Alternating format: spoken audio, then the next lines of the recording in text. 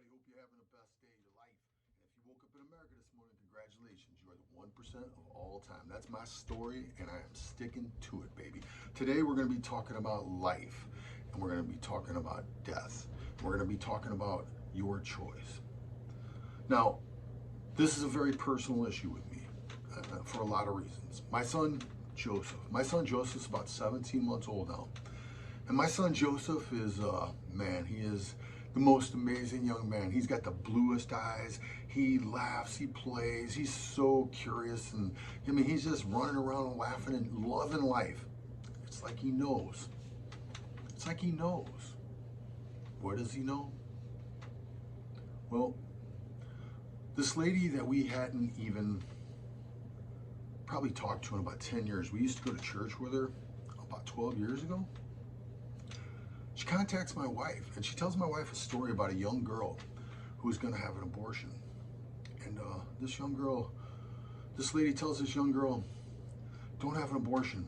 I know a family who will take your baby. Turns out she did. She contacts my wife. My wife, next thing I know, is up in Iowa in a hospital room next door to the birth mom who's brave enough to continue with the pregnancy and to go through with the delivery.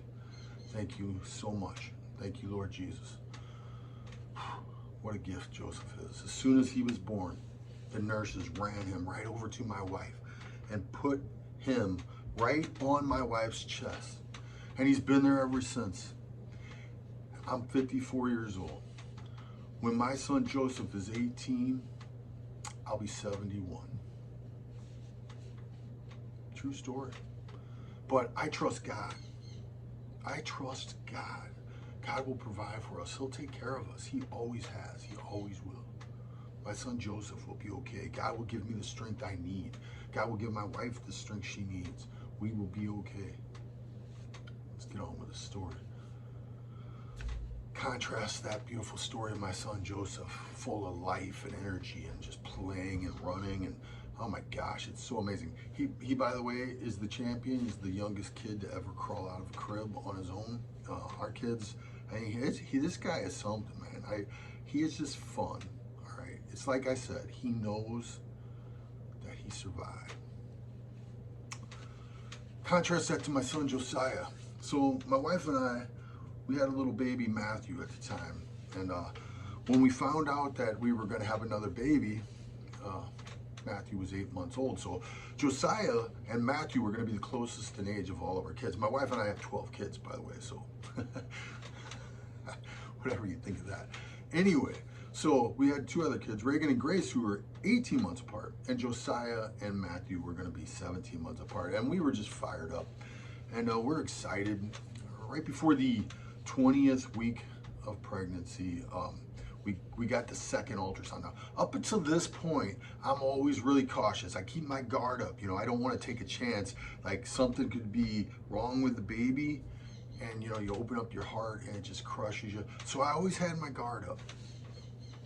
But we went in to get the second ultrasound, the one that lets you know the gender and everything. And so we went in to get the second ultrasound, and it was going to be a boy, and we already had his name picked out, Josiah. That was the one we were going with, and yeah, everything was great. There was no problems. We went home that day. We told all the kids. Everybody was laughing. Because we had been talking about if it was a boy or a girl, and everybody was excited and laughing. And I was on the floor playing with my son Matthew, and I was thinking to myself, like, this is so awesome. It's going to be Mighty Matty Mo and his little brother Joe. So that weekend we had a great time. Everybody's having fun. We're all living life and loving it. And my wife had to get a flu shot on that Friday. So I think we got the ultrasound Wednesday or Thursday, and my wife had to get a flu shot on Friday. Or she went to get a flu shot on Friday. So Monday morning, I'm on my way to work, and I'm going up 141, and right at Bulls Avenue, for anybody here in St. Louis. And I'm just saying a quick prayer. I pray for all my kids. I pray for them from the time I know they're there. I just keep praying for them throughout their lives. And it was just a quick thought. I just said, Lord, please let my son Josiah be okay. And God spoke to me, not audibly, but in my mind, in my heart. And he told me If he's with me, he is okay. And I literally said out loud, what's that supposed to mean? And as I said that, my phone rang. I answered the phone, it's my wife. And my wife says to me, I haven't really felt the baby move much this weekend. The doctors aren't really worried about it because, we never had any problems. We had lots of kids. We never had any problems. We're really far along in the pregnancy. Everything was fine, The doctors aren't really worried about it, but they want me to come up real quick to do a quick ultrasound just to make sure everything's okay. She said, I'm going to throw some kids in the van and we're going to run up there. And I instantly said, no kids, babe. I'm coming home. It'll be me and you. And she said, no, it's fine. Nothing to worry about. You don't have to come home from work. And I said, no, me and you, no kids. I'll be there in a little bit. I'm going to come and get you. I went and got my wife because I knew what God was telling me. I was hoping I was wrong, but I totally knew. Took my wife to the hospital. And right there on that ultrasound, that I just saw my son. About 5 days earlier, I saw his heart beating and life and moving. There was nothing. It was gone. He was gone. His spirit, his soul were gone. That same ultrasound that I just saw my son on 5 days earlier, and the same ultrasound that I actually saw my son Matthew on. And now, there was nothing. There was no heartbeat. There was nothing. My son Josiah went home to be with the Lord. My son Josiah was gone. There was never going to be Mighty Matty Mo and his little brother Joe. I was crushed. My wife was crushed. There was gloom over our home for months after that. We were just sad. We were just hurt. I went away and cried so many times by myself. My wife, I know, did the same thing. We didn't dare cry together because we might not ever stop crying. And so time goes by and it comes up to the day it was going to be Josiah's due date. And we totally knew. She knew it and I knew it. There was no way we were going to talk about it. We just went about our business that day off by ourselves, crying alone. And like I said, if we got together and cried on that day, I know we wouldn't have stopped. So the sorrow was so deep. We went to bed that night and my wife woke up in the middle of the night. She said, I had a dream. I was pregnant. And I just said, oh, okay. Because I thought, it's Josiah's due date, so yeah. And we snuggled and went back to bed. The next morning, I get a call from my wife first thing in the morning. She doesn't mess around with these kind of things. She calls me first thing in the morning and she says, the only time I dream I'm pregnant? And I was just floored. Because God is so faithful. God is so faithful. He's the giver of life. God was letting us know. God was letting us know that he will never abandon us or forsake us, that he's always with us. He was letting us know he's in control by letting us find out that we were going to have a baby on Josiah's due date? For real? Wow. What an awesome, amazing God. Thank you, Lord. So, my son Josiah, my son Joseph. This video today is really the choice between life and death. Your choice. I am totally convinced, without a shadow of a doubt, that Donald Trump is the most pro-life president of my lifetime. Now, to understand the context of all this, you have to realize what has been going on in America. Roe v. Wade in 1973, the Supreme Court case that legalized abortion. Since Roe v. Wade, there's been over 63 million babies murdered in their mother's womb in America. There's been a lot of people make a lot of money on that. The Democratic Party has made a lot of money on that. The Democratic Party pumps hundreds of millions of dollars into Planned Parenthood, and then Planned Parenthood shoots it right back out to the Democratic Party. Not all of it, but a lot of it right back out to the Democratic Party. They've been doing this decade after decade after decade, and they do it by murdering innocent little babies. And I'm telling you, it is evil and it is wrong. 63 million, over 63 million babies murdered since Roe v. Wade in their mother's womb. Now, the founder of Planned Parenthood was a lady named Margaret Sanger. Margaret Sanger believed in eugenics. Eugenics is what the Nazis and Hitler believed in. They believed that some races were more advanced than other races in the evolutionary track. So some races had superiority over other races because they were farther along in the evolutionary chain. A big problem of believing Darwinian evolution, by the way, but I digress. That'll be another video. Thank you very much. Anyway, Margaret Sanger believed this evil thing. This lady was a total racist. She said that she described black people in America, she didn't call them black people, but she said black people in America were like weeds that needed to be eradicated. All right. She used to make speeches quite often at Ku Klux Klan rallies, and they loved her because she was like them, a racist. But anyway, Margaret Sanger was the founder of Planned Parenthood, this racist individual. Now, here's the thing that's crazy. To this very day, they give out, every year they give out a Margaret Sanger Award. Oh, always to Democrats, but they give out a Margaret Sanger Award. They actually give out an award of this racist lady to people who help Planned Parenthood, who support and defend abortion in America. This is just evil. This lady, when she started her first abortion clinic, she set it up in Harlem, New York. Think that's a coincidence?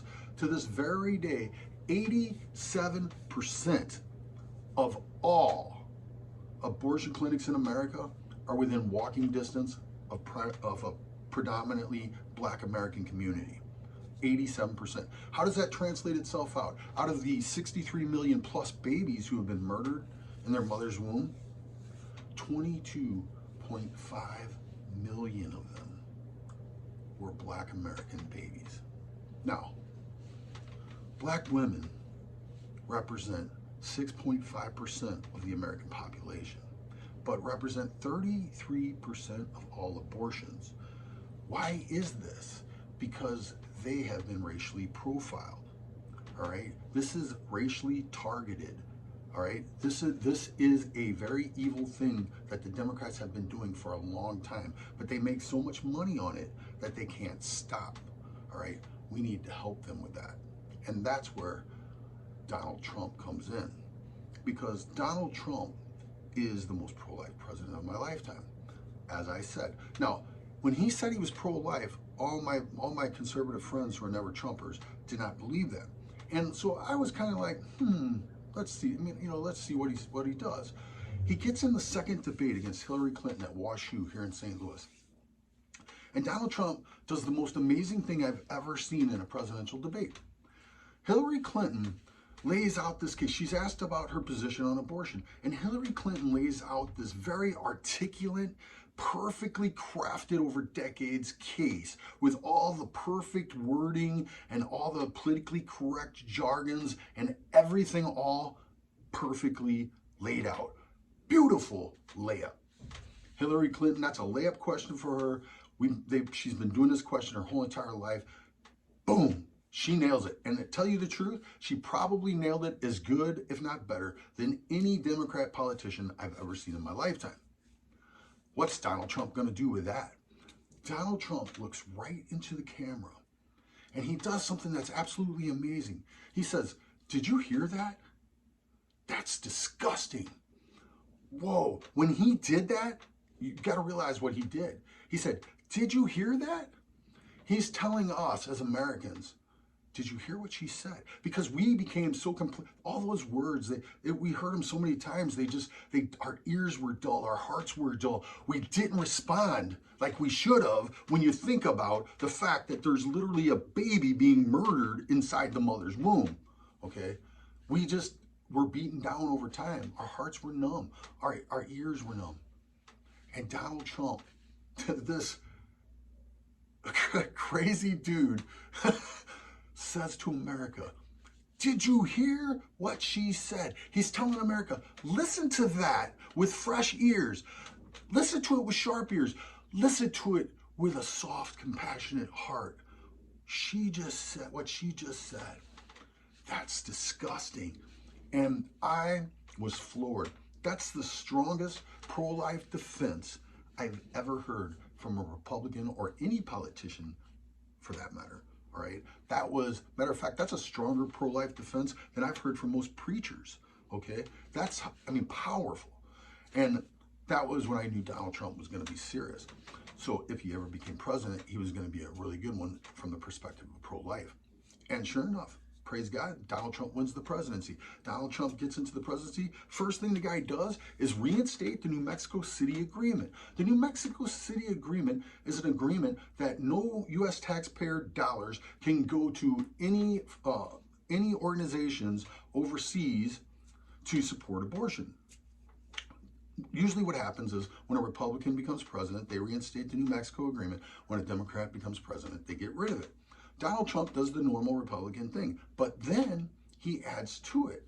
He says, not only can you not have any taxpayer money for any organization that performs abortions overseas, but not even if that organization even advocates for abortion. And then he added to that, and he said, now it's you can't give U.S. taxpayer money to any organization that performs or advocates for abortion or does business with anyone who performs or advocates abortion. It's estimated that Donald Trump took over $9 billion out of the hands of these organizations with just that one move. Then Donald Trump goes to the UN and he removes America from the UN Population Fund. Trust or fund, something like that. And then after that, he joins forces with 24 other nations and prevents the UN from being able to vote that abortion is a universal human right. Thank you, Mr. Trump. He comes back in America now, front and center. Now, Donald Trump switches some things around in America. He becomes the first president to ever speak to the March for Life in Washington, D.C., the annual March for Life in Washington, D.C. He speaks to them via satellite in 2018, all right? Why was he the first president to do that? What the heck? Why didn't Bush do that, or Reagan do that, or even Ford? Why didn't they do that? Anyway, then in 2020, he does it live. He did it again, this time live, in person, March for Life, Washington, D.C. Awesome, first time on both accounts, all right? But not only did he do that, Donald Trump also he rearranges Title 10, and he switches Title 10 around in a way that takes funding away from any organization that performs abortions. And Planned Parenthood actually ended up opting out of that portion of their money. So Donald Trump actually cut them out of a large portion of taxpayer money. Now, what did he do in a positive realm? So in a positive realm, he switched that money that was going to go to Planned Parenthood and abortion clinics, and he put them towards pregnancy crisis centers. So Donald Trump took that money and applied it to pregnancy crisis centers. All right. So that's a total positive thing. And then on top of that, he goes after the state of California had made a law that any pregnancy crisis centers had to give information, pro-abortion information out to whoever came in for counseling. So they forced them by law to give pro-abortion information out to young girls coming in to receive counseling at a pregnancy crisis center. Absurd. And I mean, absolutely insane. And Donald Trump used the power of the federal government, the Office of Civil Rights, I believe, to go after California, take it to court, and end up having that law overturned so that they can't be forced to do that anymore. These are things that Donald Trump has done legitimately, amazing things, and more. But get this, another beautiful thing that Donald Trump has done. 300 federal judges. Donald Trump has picked 300 conservative federal judges to be put on the federal bench. These judges are constitutionalists. These judges are going to interpret your rights, life, liberty, pursuit of happiness, your rights to bear arms, your rights to practice religion, your right to free speech, these things, your right to life. These judges are going to interpret these rights in accordance with the original intentions of our founding fathers. This is revolutionary. It will stop so much of what the left wants to do dead in its tracks, because our Constitution is designed to defend our individual rights. It is the thing that defends our individual rights. The Supreme Court is the thing that helps defend our individual rights. Also, we cannot allow the left to pack the court. Just another point there. Anyway, the power of these 300 federal judges is amazing, and it will be a good thing, and Donald Trump did that. And then finally, we have two Supreme Court justices that Donald Trump has already put on the court, and now it looks like he's going to get a third one with Amy Coney Barrett. So this is going to be amazing. She is a total conservative. She's totally a constitutional. She interprets the Constitution as original intent, much like a Scalia. And man, I am telling you guys what, these are powerful things. Donald Trump has done more for the pro-life cause than any president in history. And I'm telling you what, Roe v. Wade is probably going to go down in the near future. It does not remove abortion from America, unfortunately. It removes it at the national level. So abortion on the national level will be made illegal. I'm very positive and confident about that, but it will go back to the states, and the states will decide. So if you're in a liberal state, you're probably gonna have abortion. If you're in a conservative state, you're probably not gonna have abortion. And probably a lot of moderate states are not going to have abortion too. So that is probably what we're looking at, and it's super exciting. So when you go to the polls this November 3rd, or when you're writing out your ballot or whatever you're doing, realize the decision that you're making is actually between life, my son Joseph, and death, my son Josiah. Life, happiness, enjoyment, laughter, play, versus death. There's nothing fun about this. Donald Trump, when you vote for Donald Trump, you're voting for life. When you vote for Joe Biden, you're voting for death. And that is a fact. I'm sorry I have to tell you that, but it is true. You shall know the truth, and the truth will set you free. You don't have to tell anybody about it, but when you go into that voting booth, you should vote for life. You should vote for Donald Trump, for sure. All right? If you guys like my videos, please like, comment, subscribe, share, and please hit that bell so that you get notifications when I'm putting these out. I can put them out so much faster if I know you guys are getting them. So thanks a lot, everybody. God bless America. God bless President Trump. And what I got to say is thank you, President Trump, for all the babies you were trying to save.